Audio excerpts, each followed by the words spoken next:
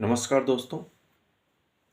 आज बात पाकिस्तान की और पाकिस्तान की नीति से लेके नियत तक और नियत से लेके नियति तक। वो मैं ऐसा क्यों कह रहा हूं दोस्तों? मुखिया अगर जिम्मेदार ना हो, मुखिया अगर दूरदर्शी ना हो, मुखिया की नीति ठीक ना हो, उसकी नियत ठीक ना हो, तो फिर वो परिवार हो, प्रदेश हो या देश हो, बर्बाद होते हुए ज़्यादा समय नहीं लगता है। आज यही हालत पाकिस्तान की है। पाकिस्तान ने अपने देश को बनाने से कहीं ज़्यादा ध्यान अपने पड़ोसी मुल्क को बर्बाद करने में दिया है, फिर चाहे वो अफगानिस्तान हो या फिर भारत हो। इन दोनों को बराबर उसने डिस्टर्ब किया है और आज ये स्थिति बनी हुई है वहां पे कि पाकिस्तान में कभी भी गृह युद्ध हो सकता है। अभी हाल ही में एक रिपोर्ट आई है जहां हेरफ 2 ऑपरेशन हुआ है और उसमें पाकिस्तान की फौज के 100 सैनिक मारे जा चुके हैं। इसी तरीके से एक दूसरी रिपोर्ट आई है जहां पे इस्लामाबाद में एक मस्जिद में ब्लास्ट हुआ है और 40 सिविलियन मारे गए और तमाम छिटपुट घटनाएं होती रहती हैं पाकिस्तान में। कितने लोग मारे जा रहे हैं इसका अंदाजा लगाना भी मुश्किल है, और वो इसलिए क्योंकि पाकिस्तान की नियत कभी भी अपने देश को विकसित बनाने, समृद्ध बनाने और तरक्की पे ले जाने की थी ही नहीं। उसका निर्माण, उसका एस्टैब्लिशमेंट ही घृणा पे टिका हुआ है, और वो घृणा है भारत के खिलाफ नहीं, भारत के हिंदुओं के खिलाफ। पाकिस्तान जब बनाया जा रहा था तो वहां के लोगों को ये बात समझा दी गई थी कि हिंदू मुसलमानों को पसंद नहीं करते हैं, हिंदू उनके मजहब को पसंद नहीं करते हैं और मुसलमान उनके साथ सुरक्षित नहीं है। और यही आधार था टू नेशन थ्योरी का, जिसको जिन्ना ने काफी हाईलाइट किया था।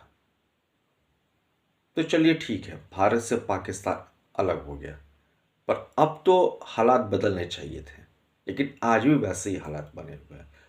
वैसे क्या, उससे ज्यादा बदतर बने हुए हैं। हेरफ 2 ऑपरेशन चला, बलूचिस्तान लिबरेशन आर्मी। ये वो आर्मी है जो बलूचिस्तान को पाकिस्तान से अलग करना चाहती है। इस प्रांत के लोगों का आरोप है कि उनके साथ नाइंसाफी होती है, उनका शोषण होता है, उनके प्राकृतिक संसाधन पर कब्जा किया है पाकिस्तान ने। हालांकि पूरे पाकिस्तान का 44% हिस्सा बलूचिस्तान है, लेकिन इसके बदले उन्हें कुछ नहीं मिलता है, चाहे बिजली हो या प्राकृतिक खनिज हो। सब के सब वहां से एक्सप्लॉइट किए जाते हैं और पाकिस्तान के पंजाब प्रांत भेज दिए जाते हैं। हाल ही में सीपैक योजना जो चल रही थी, चाइना पाकिस्तान इकोनॉमिक कॉरिडोर, जिसमें चीन के लाखों करोड़ रुपए लगे हुए थे, वो सब बर्बाद हो गया क्योंकि बीएलए वालों ने कहा कि ये सीधे सीधे उनके प्राकृतिक संसाधनों का दोहन है और वहां के लोगों को नजरअंदाज किया जा रहा है। ठीक ऐसा ही आरोप टीटीपी लगाती है, तहरीक तालिबान पाकिस्तान, जिसका कहना है कि धोखे से पाकिस्तान ने हमें अपने कब्जे में ले लिया, हमें मिला लिया। जहां एक तरफ BLA Balochistan liberation army fight कर रही है और बलूचिस्तान को एक अलग प्रांत बनाने की मांग कर रही है, ठीक वैसे ही टीटीपी भी एक अलग प्रांत चाहती है, एक अलग देश चाहती है। बलूचिस्तान हो चाहे टीटीपी हो, दोनों का आरोप एक ही है। अब बात पाकिस्तान और अफगानिस्तान की कर लें। अफगानिस्तान और पाकिस्तान की बॉर्डर, जिसे आप ड्यूरन लाइन के भी नाम से जानते हैं, उसे लेके भी मतभेद है। अफगानिस्तान उस बॉर्डर को मानता ही नहीं है।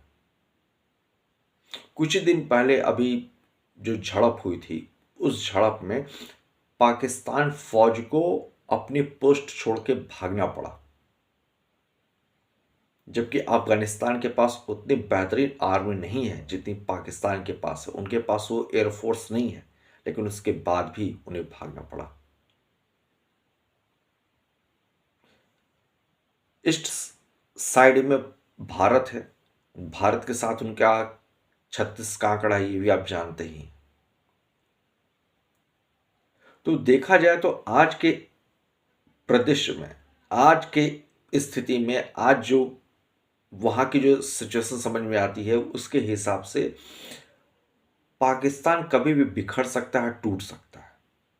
अगर ये टूटा तो मान के चलिए 4 से 5 प्रांत तो अलग होंगे ही।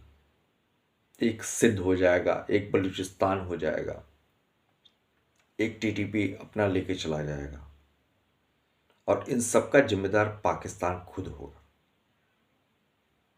हालांकि अमेरिका और चीन दोनों ही पाकिस्तान को सपोर्ट कर रहे हैं, लेकिन इन दोनों का अपना ही एक पर्पस है, इन दोनों का अपना ही एक एजेंडा है जिसको वो वहां चला रहे हैं। अमेरिका नहीं चाहता कि चीन का ज्यादा इंटरफेरेंस पाकिस्तान में हो, और चीन नहीं चाहता कि अमेरिका का ज्यादा इंटरफेरेंस पाकिस्तान में हो।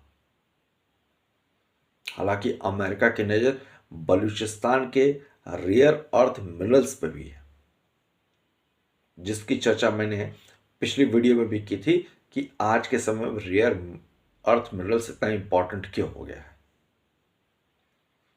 ये बलूचिस्तान जो पाकिस्तान का 44% हिस्सा है, उसमें ये भरपूर मात्रा में पाया जाता है, और अमेरिका जो है इसे टारगेट करके बैठा है।